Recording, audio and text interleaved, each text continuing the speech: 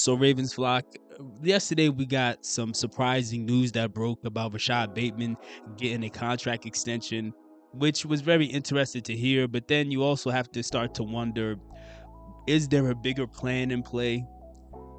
Are they trying to, at first you may think, well, they should be focusing on paying Tyler Linderbaum and Kyle Hamilton and Isaiah Likely.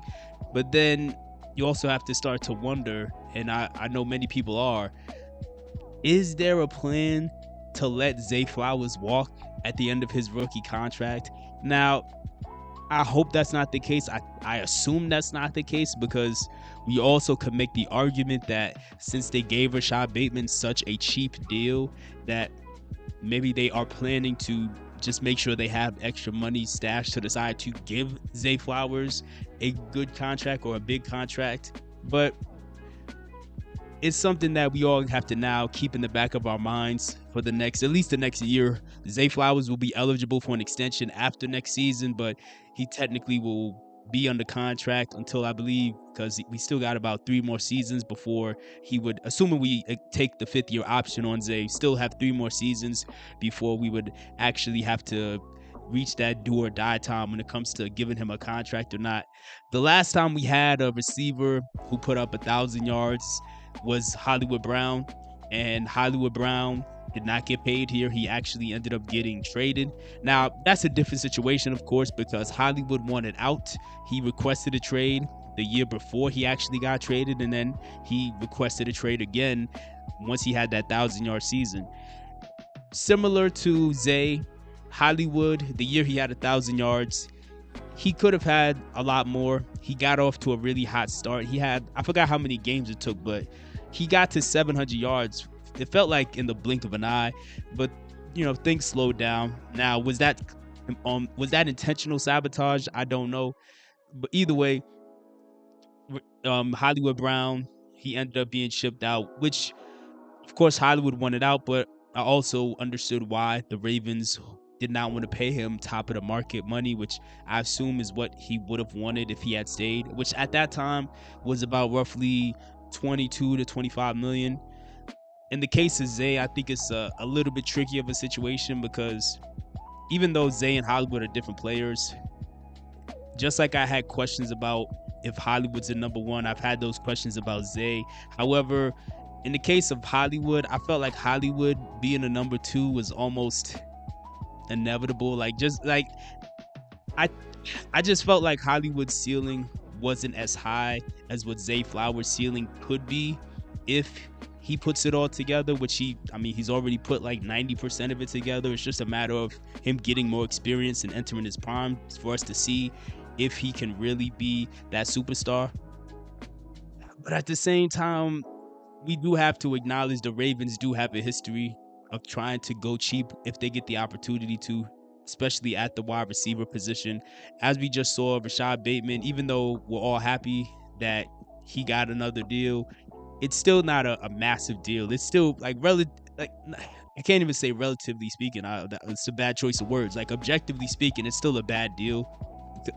Not a bad deal, but a very cheap deal because it's still millions of dollars. All of us would still want those millions. I would want those millions, obviously, but for the position that he's supposed to be in, that's like 50% of what the market rate is. Like, for a wide receiver too, like I said in the last video, they're usually making upwards of 24 to like 28 million a year at this point, and like 12 million a season, that's pretty much wide receiver 3 money, wide receiver 4 really, because over the next 5 years she's only going to make on average 9.5 million. But it makes you start to wonder, are they preparing to move on from Zay and they're just trying to lock in Rashad and draft LeJounte and Tez and just hope that somehow things kind of sort itself out? I hope that's not the case.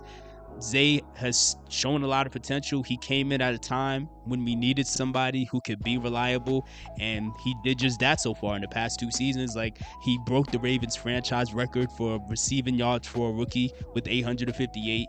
He had 1,000-yard season in his second season. which is obviously a big deal for us. In the past like decade, we typically are not that used to wide receivers getting 1,000 yards, so it's always noticeable. And then on top of that, he became the first wide receiver drafted by the Ravens to get voted into the Pro Bowl. So because of that, there is a lot of things Zay has going in his favor to use as leverage when it comes to negotiations. But even with all that leverage, the Ravens can potentially be a wild card in this situation if they just decide that they want to keep the wide receiver room at a very low price and they don't want to pay a guy who really deserves the money, honestly, because we have to remember, just like how the offensive line last year was the cheapest offensive line in the NFL, our wide receiver room was either the cheapest or the second cheapest in the NFL. So hopefully they do pay him, but we'll see. Like, Zay has a chance to go on and do something great. He's already been great, but I mean, he has a chance to go on and really just become an all-time player, honestly. Like, when it comes to our wide receivers, when it comes to any pass catcher on the team, we really don't have the highest standards historically. And what I mean by that is, to this day, Derrick Mason still has so many records for this team.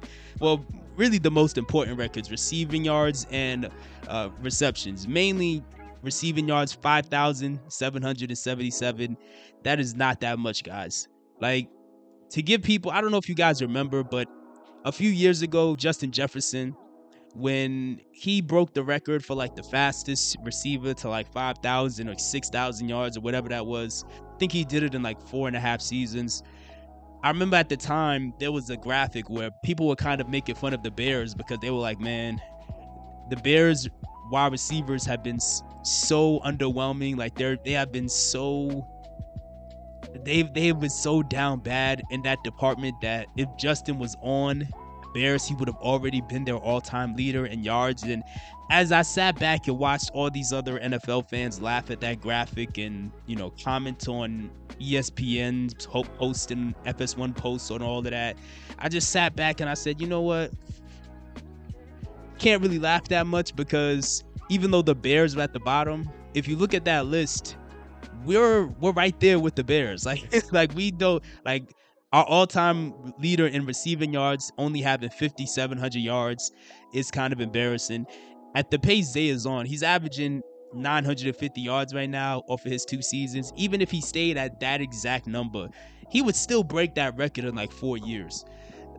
So either way, I think I'm interested to see if the Ravens just do the common sense thing and just try to work out a deal as soon as this upcoming season's over. I don't know how much they're going to pay him. For Zay's sake, I hope they don't lowball him. Like, at this point, the wide receiver market, for a guy who's like the number 1 or 1A or the leading receiver on his team at this point, the going rate at this point is 30 to 35 million. Now, I don't think Zay is as good as Ja'Marr Chase or Justin Jefferson. I think Justin Jefferson's better than Ja'Marr Chase, but I don't think he's at the level of those guys. However, he is still somebody who is probably top 15, top 20 at least.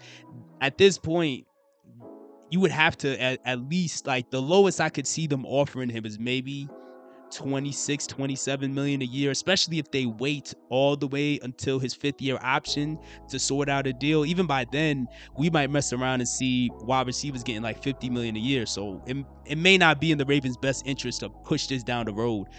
But hopefully the Ravens and Zay can come to an agreement. And hopefully this Rashad Bateman deal is not a sign that they want to move on from Zay and they're just preparing themselves for it. But let me know what your thoughts are. Do you think that the Ravens will get a deal done with Zay? And do you think they'll get it done as soon as possible? Or do you think they're going to push the can down the road and try to work it out at the end of his 5th-year option?